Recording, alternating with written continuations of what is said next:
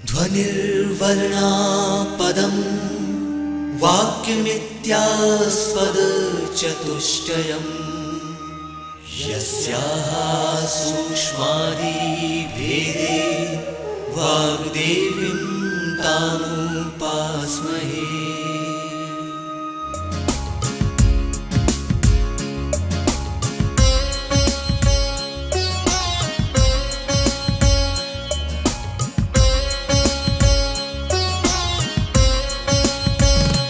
नमस्कार दोस्तों, मैं डॉक्टर शैलेंद्र सिंह, भोज यूनिवर्सिटी से असिस्टेंट प्रोफेसर बॉटनी। जैसा कि हम इसके प्रीवियस फोटोसिंथेसिस का हम ऑलरेडी चर्चा कर चुके हैं, हमारे पुराने वीडियो में आप देख सकते हैं। उसमें मैंने लाइट रिएक्शन पे मैंने बात किया था।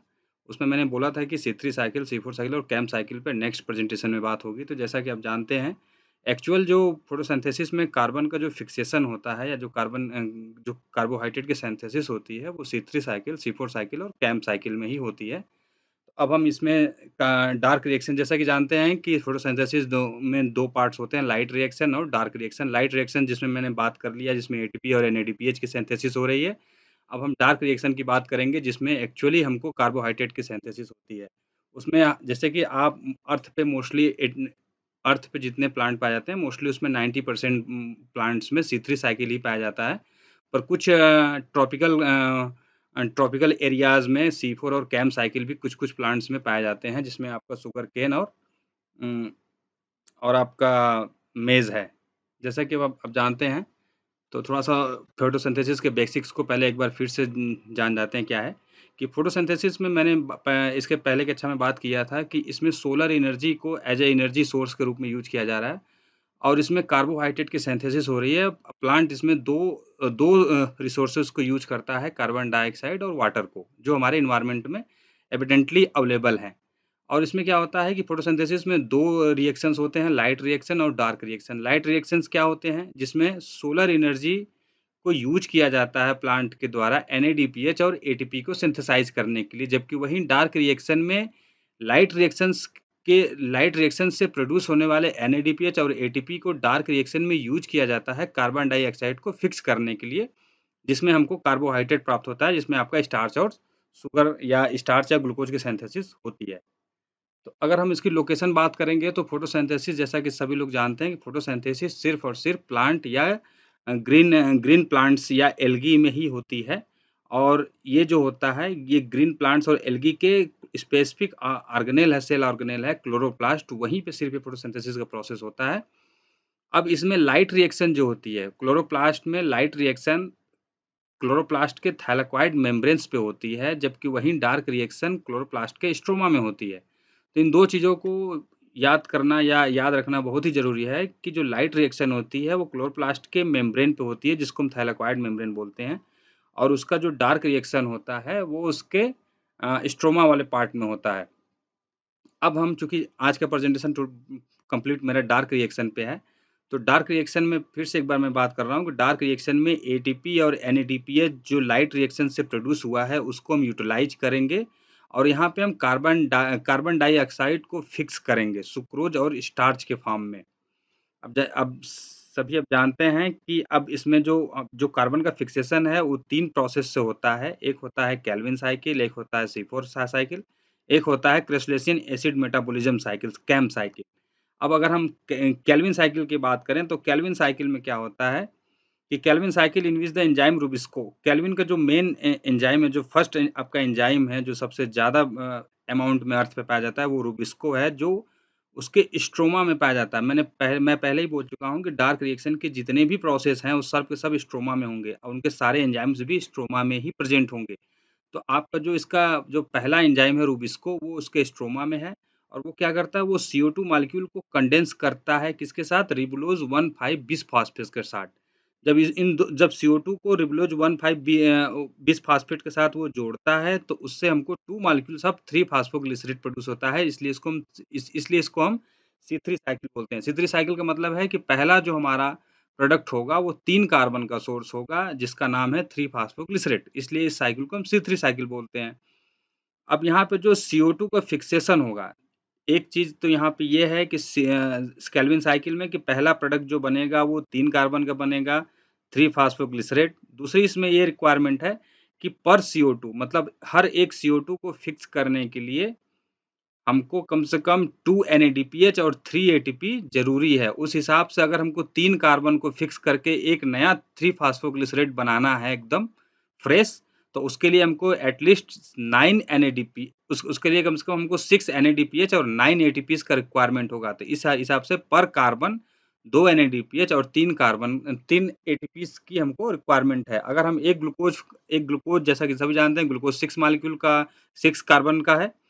तो उसमें पर कार्बन को सिंथेसाइज़ करने के लिए हमको 2 NADPH और 3 ATP की रिक्वायरमेंट होती है। उस हिसाब से हमको टोटल 12 NADPH और 18 ATP की रिक्वायरमेंट होगी एक ग्लूकोज़ मॉलिक्यूल को फ्रेशली सिंथेसाइज़ करने के लिए। अगर अब हम बात करें C3 साइकिल का, तो C3 साइकिल का जो पहला हमारा CO2 एक्सेप्टर है, वो है रिबोलोज 1 बिसफॉस्फेट जो 5 कार्बन का एक एक शुगर मॉलिक्यूल है जो कार्बन डाइऑक्साइड को एक्सेप्ट करता है और और वो 6 जब वो कार्बन डाइऑक्साइड को एक्सेप्ट करता है, तुरंत वो ब्रेक होता है 3 कार्बन के 3 कार्बन के फॉस्फोग्लिसरेट के मॉलिक्यूल में जो 2 के नंबर में सिंथेसाइज़ होते हैं और इसमें फिर ATP लगती है तो 1,3 बिसफॉस्फोग्लिसरेट बनता है, फिर ग्लिसरल्डिहाइड 3 फॉस्फेट बनता है।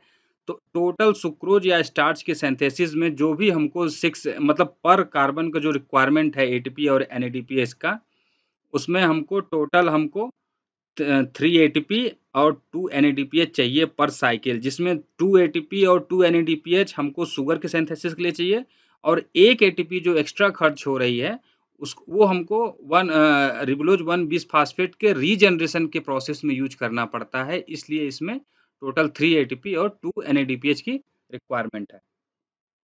अब जैसा हम सभी जानते हैं कि अगर हम C4 साइकिल की बात करें तो C3 साइकिल जो होता है वो प्लांट में उसमें सिर्फ मेसोफिल सेल्स होते हैं और मेसोफिल सेल्स में वो C3 साइकिल आपका रन करता है। मेसोफिल सेल्स आपके लीफ का पार्ट है जो ग्रीन पार्ट होता है जो एपिडर्मिस के नीचे होता है। अगर मैं उसको अगर मैं यहाँ पे शो करूँ तो यहाँ पे C3 और C4 दोनों हैं। तो जैसा कि आप सभी लोग देख रहे हैं कि मेसोफिल सेल जो है वो आपके एपिडर्मिस के नीचे वाला जितना भी लीफ का पार्ट है, वो सब के सब आपके मेसोफिल सेल्स हैं, जो आपको ग्रीन कलर का दिख रहा है और बंडल शीथ यहाँ पे अंदर है। तो यहाँ पे मेजर जो फोटोसिंथेटिक जो आपका सेल है, वो मेसोफिल सेल है। जबकि वहीं C4 प्लांट में क्या होता है कि C4 plant mostly tropical places पे होते हैं, तो ट्रॉपिकल प्लेसेस पे हीट और ऑक्सीजन हीट के कारण वहाँ पे स्टोमेटा बंद होता है या उसमें क्या है फोटो रेस्पिरेशन का प्रोसेस ज़्यादा चलता है। इस प्रोसेस को बचाने के लिए सेल क्या करता है कि C4 प्लांट में एक अपने आप को एक एनाटॉमी डेवलप करता है जिसमें वो फोटोसिंथेसिस का पार्ट वो अपने अंदर वाले सेल को देता है जिसका नाम हम बंडल शीथ सेल बोलते हैं और मेसोफिल सेल क्या करता है सिर्फ़ और सिर्फ़ CO2 को फिक्स करता है, फिक्स करके उस CO2 को ट्रांसपोर्ट कर देता है, वो बंडल शीथ सेल में। तो एक्चुअली जो C3 साइकिल चल रही है, एक्चुअली C4 प्लांट हो, कैम प्लांट हो या C3 प्लांट हो, बेसिकली जो मेन साइकिल है कार्बन फिक्सेशन का वो C3 साइकिल है। C4 प्लांट में इसको C4 क्यों बोल रहे हैं क्योंकि यहाँ पे जो प्राइमरी एक्सेप्टर है, वो 3 कार्बन का फॉस्फोइनोल पायरुवेट है और वो एक्सेप्ट करने के बाद पहला प्रोडक्ट जो बन रहा है वो 4 कार्बन का बनता है ऑक्ज़ैलो एसीटेट, जिसकी वजह से हम इसको C4 प्लांट बोलते हैं। तो यहाँ पे पहला आपका जो प्रोडक्ट बना वो 4 कार्बन का था इसलिए C4 बना, जबकि C3 में जो पहला प्रोडक्ट बना वो 3 कार्बन का बनता है इसलिए उसको C3 प्लांट कहते हैं। तो फिर इस कार्बन डाइऑक्साइड को ट्रांसपोर्ट कर देता है अपने बंडल शीथ सेल में और उस बंडल शीथ सेल में वो कार्बन डाइऑक्साइड फ्री होता है और वहाँ पे वो नॉर्मल C3 साइकिल चलता है। तो जिसकी वजह से वहाँ पे आपका फोटो रेस्पिरेशन का प्रोसेस बंद हो जाता है और प्लांट को उससे नुकसान नहीं होता है। तो अभी हम बात करते हैं C4 साइकिल का, तो C4 साइकिल में अभी मैंने बताया है कि CO2 को लेने का काम करता है मेसोफिल, पर CO2 को फिक्सेशन का काम करता है बंडल शीथ सेल। और चूँकि यहाँ पे 2 सेल एक साथ इन्वॉल्व हो जाते हैं, इसलिए यहाँ पे ATP का बर्डन भी बढ़ जाता है। जैसा कि जानते हैं कि यहाँ पे मेसोफिल सेल में एक्चुअली C3 साइकिल नहीं चलती, यहाँ पे C3 साइकिल चलती है बंडल शीथ सेल में। तो CO2 जो मेसोफिल सेल में आया वो ट्रांसपोर्ट होके जाएगा बंडल शीथ सेल में और इस ट्रांसपोर्टेशन होने की वजह से 2 एटीपी का कास्ट बढ़ जाता है। इसलिए यहाँ पे टोटल 5 एटीपी और 2 एनएडीपीएच यूज़ होता है पर कार्बन को फिक्स करने में, जबकि C3 साइकिल में 3 एटीपी और 2 एनएडीपीएच ही खर्च हो रहा है और यहाँ पे टोटल 5 हो रहा है। अगर वहीं हम कैम साइकिल की बात करें अगर हम कैम साइकिल की बात करें तो कैम में 2 प्रोसेस होता है। एक तो यहाँ पे क्या होता है कि नाइट में स्टोमेटा को ओपन किया जाता है और दिन में स्टोमेटा क्लोज होता है। मोस्टली जैसा कि आप सभी जानते होंगे प्लांट में स्टोमेटा डे टाइम में खुलता है, क्योंकि डे टाइम में ही वो फोटोसिंथेसिस करेगा तो डे टाइम में ही कार्बन डाइऑक्साइड लेगा स्टोमेटा के रास्ते। पर कैम साइकिल में क्या होता है, कैम के जो प्लांट होते हैं वो बहुत ही हॉट डेजर्ट या हॉट एरियाज में वो पाए जाते हैं जहाँ पे हीट बहुत ज़्यादा होता है। अगर वो दिन में स्टोमेटा खोलेंगे तो उनका टोटल का टोटल वाटर लॉस हो जाएगा, जिसकी वजह से वो डेथ कर जाएँगे। तो वाटर को कंज़र्व करने के लिए वो अपना दिन में स्टोमेटा वो प्लांट बंद रखते हैं और नाइट में स्टोमेटा ओपन करते हैं। अब यहाँ पे क्या होता है, यहाँ पे 2 तरह की चीज़ें चलती हैं। स्टोमेटा नाइट में खुलता है तो CO2 वो नाइट के समय ही एब्ज़ॉर्ब कर लेता है और उस CO2 को मैलिक एसिड के फॉर्म में कन्वर्ट करके वैक्यूल में रख लेता है। जब वहीं सेल जब उसी सेल में जब जब डे आएगा तो डे में क्या होता है कि स्टोमेटा उसने क्लोज कर लिया। स्टोमेटा क्लोज कर लिया पर डे के जो सन की लाइट है उस लाइट से जो लाइट रिएक्शन होगा, उस लाइट रिएक्शन से निकलने वाले एनर्जी और एटीपी को यूज करके वो जो रात में स्टोर किया है अपना CO2 उस प्लांट में उसको वो फिक्स करेगा और उससे अपना फूड रिसोर्सेज को जनरेट करेगा। तो यहाँ पे 2 चीज़ें थी, एक तो ये है कि नाइट में स्टोमेटा ओपन होता है जबकि मोस्टली C3 हो चाहे C4 प्लांट हो, स्टोमेटा हमेशा डे में ओपन होता है।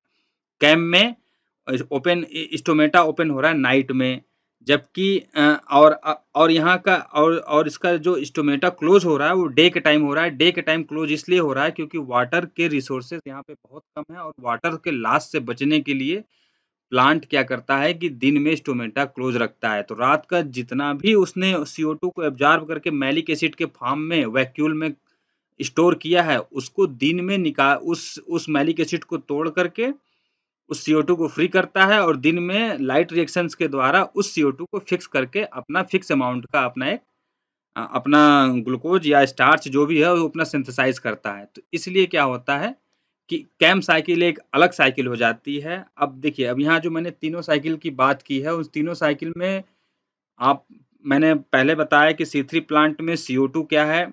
CO2 को हमारा मेसोफिल का कोई मतलब जो उसके लीफ का मेसोफिल सेल है, वो डायरेक्टली CO2 को लेगा और उसको ग्लूकोज में फिक्स करेगा। इसलिए कभी-कभी क्या होता है कि टेम्परेचर बढ़ने की वजह से C3 प्लांट में हम फोटो रेस्पिरेशन का प्रोसेस भी देखते हैं। जबकि C4 प्लांट में क्या है कि टेम्परेचर बढ़ने के बाद भी फोटो रेस्पिरेशन प्रोसेस नहीं देखते, क्योंकि मेसोफिल सेल में एक्चुअली डार्क रिएक्शन होता ही नहीं है। डार्क रिएक्शन परफॉर्म किया जाता है बंडल शीथ सेल में। बंडल शीथ सेल के पास ऑक्सीजन की पहुंच नहीं हो सकती क्योंकि मेसोफिल उसके बाहर है। तो मेसोफिल के पास ही CO2 हो या O2 हो, दोनों का दोनों कांटेक्ट मेसोफिल के पास है। उसके उस लेयर के नीचे होता है बंडल शीथ सेल, तो वहाँ पे सिर्फ मेसोफिल के द्वारा जो चीज़ें पास होंगी वहीं जा सकती हैं। तो मेसोफिल सेल यहाँ पे C4 एक ऑर्गेनिक एसिड सिंथेसाइज करके उसको ट्रांसपोर्ट करता है बंडल शीथ सेल में और बंडल शीथ सेल में उसने CO2 को छोड़ के C3 साइकिल वो रन कराता है बंडल शीथ सेल में। इसलिए यहाँ पे फोटो रेस्पिरेशन नहीं के बराबर होता है। जबकि कैम साइकिल में क्या है, वाटर कंजर्वेशन को उसका मेन फोकस है वाटर कंजर्वेशन, जिसकी वजह से वो अपना स्टोमेटा नाइट में खोलता है और डे में क्लोज रखता है। तो नाइट के दौरान खोल के वो CO2 को एब्जॉर्ब करेगा और डे के टाइम में जो सनलाइट से जो उसको एनर्जी जो लाइट रिएक्शन परफॉर्म करेगा उससे उसके जो एनर्जी जनरेट करेगा उस एनर्जी को CO2 में फिक्स करेगा। तो यहाँ पे इन तीनों का ये लिमिटेशंस है। अगर यहाँ पे सेल की बात करें तो जैसा कि आप सेल में देख रहे हैं कि यहाँ पे मेसोफिल सेल आपको पूरा का पूरा आउटर में दिख रहा है और bundle sheath cell C3 plant में भी बंडल शीथ सेल है। पर यहाँ इसका जो वर्क है फोटोसिंथेसिस या डार्क रिएक्शन का नहीं है, क्योंकि यहाँ पे मेसोफिल सेल ही वो उस फंक्शन को परफॉर्म कर रहा है। जबकि C4 प्लांट में क्या है कि मेसोफिल सेल के अंदर जो बंडल शीथ सेल है वहाँ पे एक्चुअली कार्बन का फिक्सेशन हो रहा है और मेसोफिल सेल सिर्फ और सिर्फ CO2 को ट्रांसपोर्ट करने का एक मीडियम बनता है यहाँ पे, इसलिए यहाँ पे फोटो रेस्पिरेशन प्रोसेस कम होता है। C3 प्लांट में फोटो रेस्पिरेशन प्रोसेस ज़्यादा होता है, क्योंकि हर मेसोफिल सेल के पास ऑक्सीजन का लेवल होता है ठीक-ठाक। तो जब भी ऑक्सीजन का कंसंट्रेशन एनवायरनमेंट में बढ़ता है या हीट बढ़ता है, तो वहाँ फोटो रेस्पिरेशन का प्रोसेस ज़्यादा होने लगता है। तो इस चीज़ से प्लांट को बचाने के लिए नेचर ने C4 प्लांट को डेवलप किया है। और C3 साइकिल और C3 C4 कैम के बारे में मैंने तीनों के बेसिक डिफरेंस भी बता दिए हैं। तो अब जैसा कि जानते हैं, जो यहाँ से मेन क्वेश्चन पूछे जाएंगे वो ये पूछे जाते हैं कंपटीशन में कि कितने ATP पर कार्बन यूज होता है C3 साइकिल में, C4 साइकिल में और कैम साइकिल में। तो मैंने पहले ही बताया आपको कि C3 साइकिल में पर कार्बन हमको 3 ATP और 2 NADPH का यूज करना पड़ता है एक CO2 को फिक्स करने में। अगर हम टोटल ग्लूकोज की सिंथेसिस की बात करें, अगर C3 साइकिल से अगर ग्लूकोज की सिंथेसिस हो रही है, तो मैं आपको पहले ही बताया कि 18 ATP और 12 NADPH का मिनिमम रिक्वायरमेंट है हमको C3 साइकिल में, जबकि वहीं C4 साइकिल में आपका 2 ATP एक्स्ट्रा बढ़ जा रहा है पर कार्बन, क्योंकि वहाँ पे CO2 का ट्रांसपोर्ट हो रहा है और एक सेल के बदले 2-2 सेल वहाँ पे इन्वॉल्व हो रहे हैं इस प्रोसेस में। इसलिए उसमें 2 कार्बन का लोड एक्स्ट्रा बढ़ जाता है, उसमें 2 ATP का लोड एक्स्ट्रा बढ़ जाता है एक कार्बन के सिंथेसिस में, इसलिए वहाँ पे 5 ATP और 2 NADPH पर कार्बन हमको चाहिए, तो वहाँ पे 30 ATP हो गया और 12 NADPH हो गया। C4 साइकिल की बात हम कर रहे हैं। अब उसके आगे अगर हम कैम साइकिल की बात करें, तो कैम साइकिल में चूंकि लिमिटेशन है कि वो नाइट के दौरान ही स्टोमेटा खोलेगा और डे में ही फोटोसिंथेसिस होगी, तो उसमें क्या है, उसमें एक्स्ट्रा बर्डन बढ़ जाता है। तो वहाँ पे on average 6.5 ATP plus 2 NADPH पर कार्बन का रिक्वायरमेंट है। तो उस हिसाब से आपका यूज हो गया 39 ATP और 12 NADPH मिनिमम चाहिए आपका कैम साइकिल में फोटोसिंथेसिस होने के लिए। तो अब यहाँ पे जो मेन क्वेश्चन बनता है, तो पहला क्वेश्चन बनता है कि C3 साइकिल का नाम C3 क्यों पड़ा? तो यहाँ पे इसका आंसर ये है कि पहला प्रोडक्ट जो बन रहा है C3 साइकिल में, वो है 3 कार्बन का 3 फास्फोग्लिसरिक एसिड, इसलिए इसका नाम C3 साइकिल रखा है। इसको कैल्विन ने इसको कैल्विन साइकिल बोलते हैं, क्योंकि कैल्विन ने इसको डिस्कवर किया था। पर इसका C3 नाम इसीलिए पड़ा क्योंकि इसमें पहला प्रोडक्ट जो होता है वो 3 कार्बन का होता है। C4 साइकिल की अगर बात करें, तो C4 साइकिल का नाम C4 इसलिए पड़ा क्योंकि पहला जो उसमें प्रोडक्ट बन रहा है वो 4 कार्बन का ऑक्जेलो एसिटिक एसिड बन रहा है, OAA, जिसकी वजह से उसका नाम C4 साइकिल पड़ा। कैम क्या होता है? कैम जो होता है क्रेसुलेशियन एसिड मेटाबॉलिज्म, क्रेसुलेसी फैमिली जो होती है उसी के कुछ प्लांटों में ये पाया जाता है। इसमें एसिड मेटाबॉलिज्म मतलब कि वो एसिड को, मैलिक एसिड को रात के समय स्टोर कर लिया जाता है और डे टाइम में उस एसिड को तोड़ करके फोटोसिंथेसिस किया जाता है, इसलिए इसको क्रेसुलेशियन एसिड मेटाबॉलिज्म की बात हो रही है। क्रेसुलेशन मतलब क्रेसुलेसी फैमिली के प्लांट्स में मोस्टली हो रहा है। एसिड मतलब मैलिक एसिड की सिंथेसिस हो रही है नाइट में, उसको स्टोर किया जा रहा है और दिन के टाइम उस मैलिक एसिड को ब्रेक करके कार्बन का फिक्सेशन हो रहा है। तो यहाँ पे 2-3 चीजें हैं जो बहुत ही ज्यादा ध्यान करने वाली चीज हैं कि पहला है कि और जो इसमें मेजर जो C3 साइकिल का जो मेजर एंजाइम है वो रूबिस्को है, जो अर्थ पे सबसे ज्यादा प्लांट प्रोटीन जो होती है अर्थ पे, वो रूबिस्को के फॉर्म में ही पाई जाती है। तो अब यहाँ पे अगर C3 साइकिल, C4 साइकिल और कैम में इन तीनों का मैंने कर दिया है कंपैरिजन। दूसरा इसमें सबसे अच्छा जो क्वेश्चन बनता है वो ये कि जो आपका बंडल शीथ सेल है वो सिर्फ कैम में ही इन्वॉल्व होता है फोटोसिंथेसिस में। तो वहाँ पे मेसोफिल सेल फोटोसिंथेसिस का वर्क न करके वहाँ पे आपका बंडल शीथ सेल में एक्चुअल कार्बन की फिक्सेशन होती है, जबकि C3 साइकिल में मेसोफिल सेल ही इस काम को कर रही है। कैम में ऐसा कुछ नहीं होता। कैम में जो उसका सेल है मेसोफिल, वही डार्क में ओपन होगा, डार्क में उसका स्टोमेटा ओपन होगा, उसी को स्टोर करेगा और डे टाइम में वही उस मैलिक एसिड को ब्रेक करके CO2 को लेके फिक्स करेगा। तो वहाँ सब एक ही में हो रहा है, बस वहाँ पे ATP या एनर्जी का लोड बढ़ जा रहा है क्योंकि ये 2 काम अलग-अलग हो रहे हैं। तो यहाँ पे मोस्टली ये 2-3 टाइप के क्वेश्चन पूछे जाते हैं, तो जिसमें आप याद कर लीजिएगा कि एक कार्बन अगर ग्लूकोज के 1 कार्बन के सिंथेसिस की बात करें तो कम से कम हमको 3 ATP और 2 NADPH C3 में चाहिए, 5 ATP और 2 NADPH आपको कैम में चाहिए, 6.5 ATP और 2 NADH हमको कम से कम कैम साइकिल में चाहिए। तो इसके यही मेन है। और आप को कोई और दिक्कत होगा तो आप इसमें कमेंट्स में डाल के पूछ भी सकते हैं, तो उसके हम आपको फर्दर उसका आंसर उस कमेंट्स में दे सकते हैं। धन्यवाद।